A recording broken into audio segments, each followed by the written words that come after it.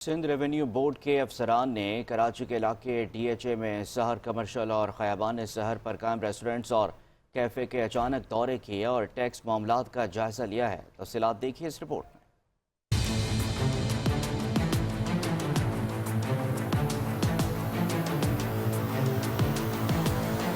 Sindh revenue board کی کارروائیاں حال ہی میں سوشل میڈیا پوسٹس اور صارفین کی جانب سے مختلف پورٹلز پر Sindh sales tax on services act 2011 کی عدم تعمیل بشمول مناسب ٹیکس انوائسز جاری نہ کرنے کے حوالے سے شکایات موصول ہوئی تھیں، جس پر سندھ ریونیو بورڈ کی ٹیم نے 21 ستمبر 2024 کو سحر کمرشل اور خیابان سحر ڈی ایچ اے کراچی میں واقع مختلف ریسٹورنٹس اور کیفوں پر اچانک چیکنگ اور آگاہی مہم کا انعقاد کیا۔ افسران نے اس بات کو یقینی بنایا کہ restaurants point of sale invoicing system کا استعمال کر رہے ہیں اور سندھ سیلز ٹیکس کی شرحوں کی تعمیل کر رہے ہیں جو کہ ریسٹورنٹس کی خدمات پر لاگو ہوتی ہیں، جیسا کہ ایس آر بی کے سرکولر نمبر 4/2024 مورخہ 30 جون 2024 میں ذکر کیا گیا ہے۔ ریسٹورنٹ سروسز پر سیلز ٹیکس نقد ادائیگیوں کے لیے 15% اور ڈیجیٹل ادائیگیوں جیسے debit cards, credit cards, mobile what's یا کیو آر اسکیننگ کے ذریعے کی جانے والی ادائیگیوں کے لیے 8% ہے، سوائے ان ریسٹورنٹس کے جہاں ایس آر بی نے